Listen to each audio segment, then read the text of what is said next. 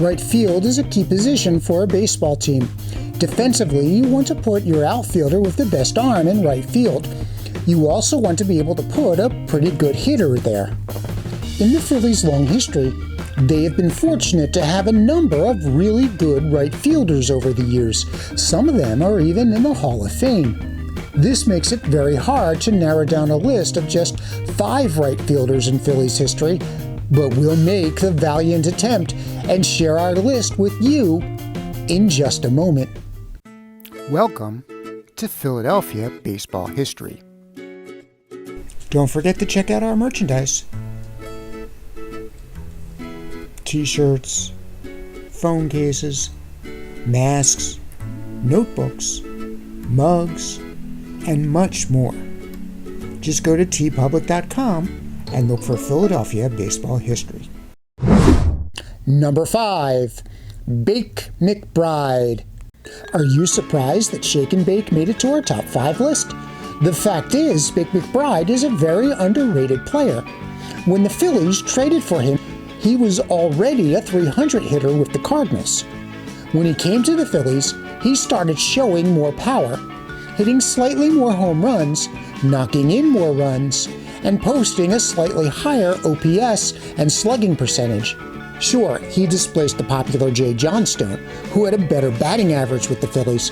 But when McBride joined the Phillies at age 28, Johnstone was already 31. And as his numbers showed, Johnstone's best years were behind him. By the way, we have a video tribute to the late Jay Johnstone, and we'll have a link to that in the description box below. One of the main reasons that Bake McBride makes our list is because he was a key contributor to the Phillies' first World Championship in 1980. McBride hit .309 that year and knocked in a career-high 87 runs. In fact, McBride came in 10th place for the NL MVP voting that year. And in the World Series, McBride hit .304 with 7 hits, 1 home run, and 5 RBIs. That home run was a 3-run blast in Game 1.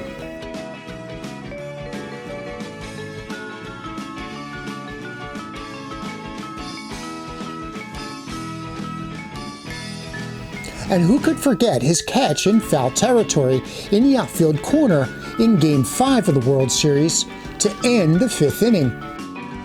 The initial television angle didn't even show the catch.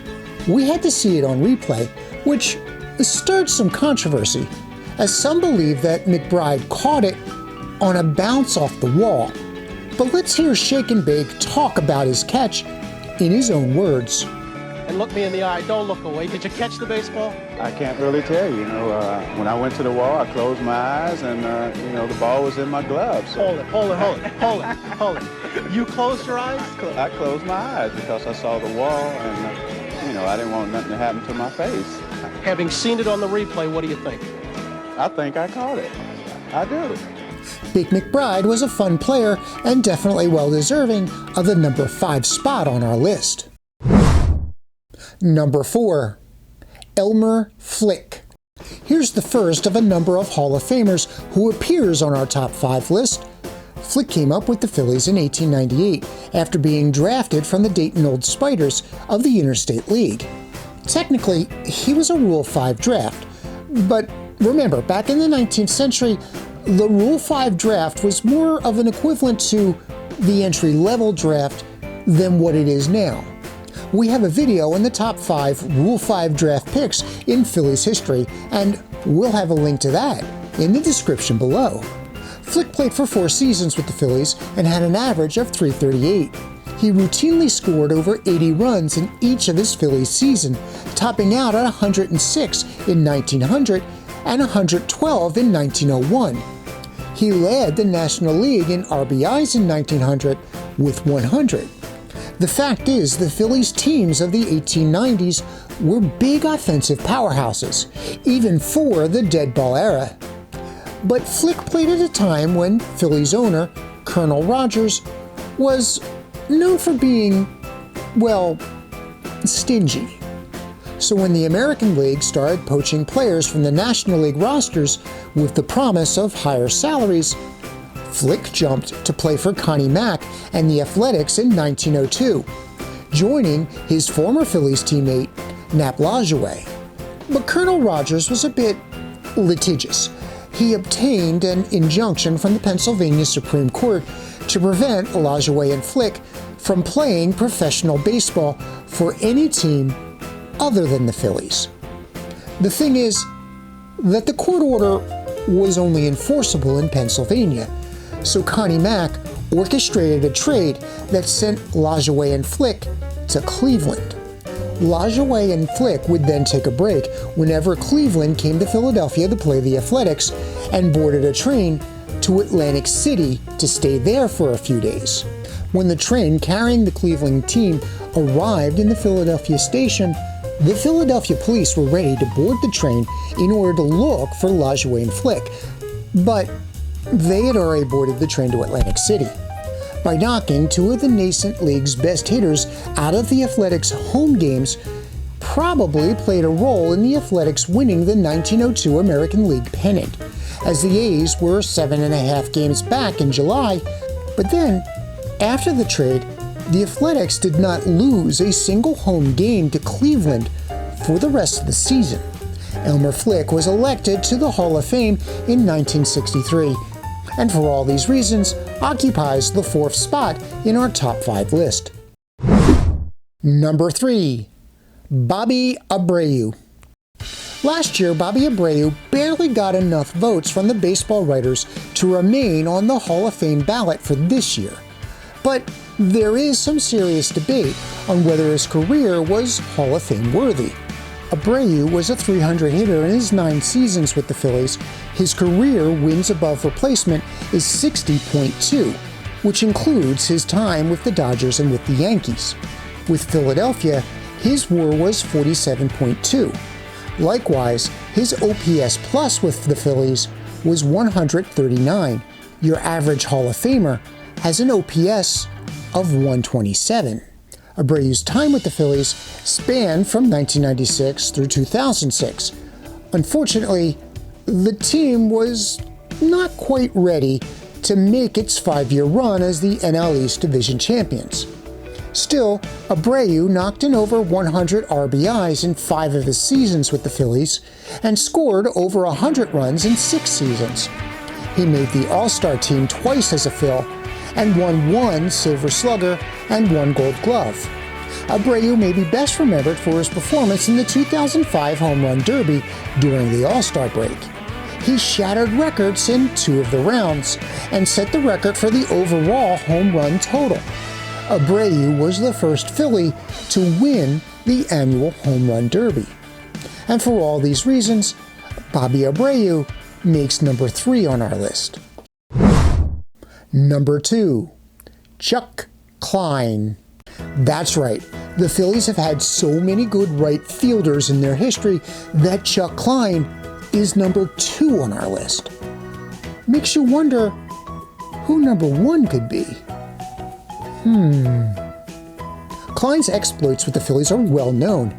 He was named the NLVP in 1932, while Jimmy Fox won the honor in the American League, marking one of the few times that the MVP awards were won by 2 players from the same city.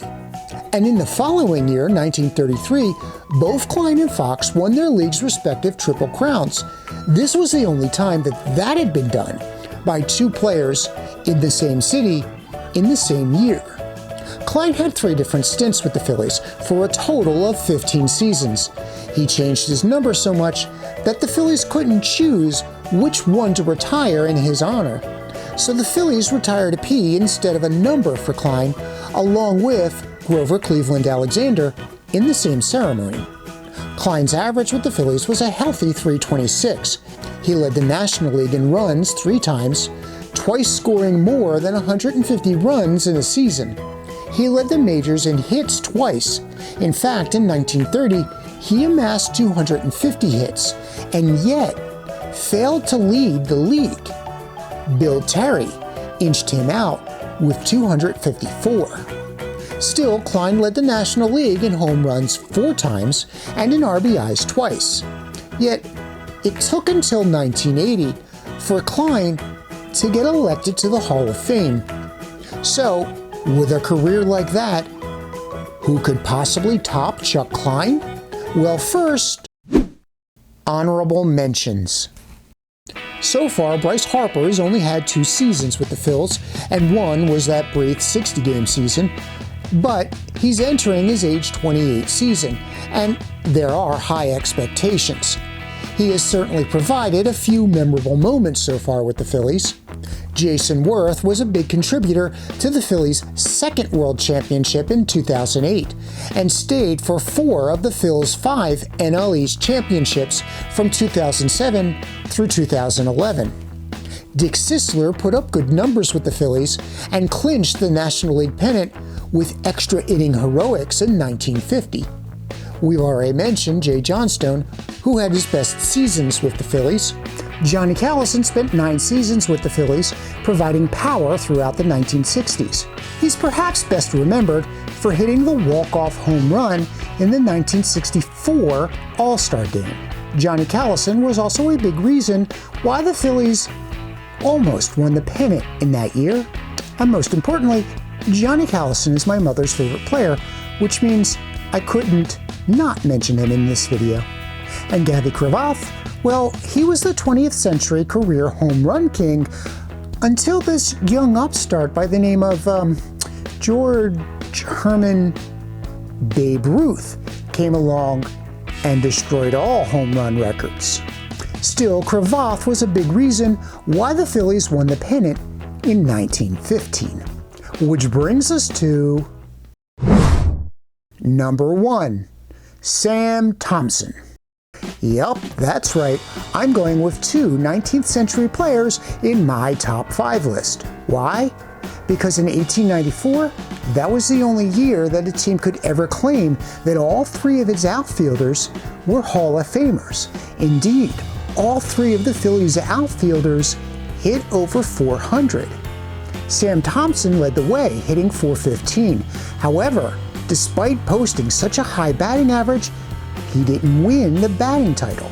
Instead, that went to Hugh Duffy of the Boston Beaneaters.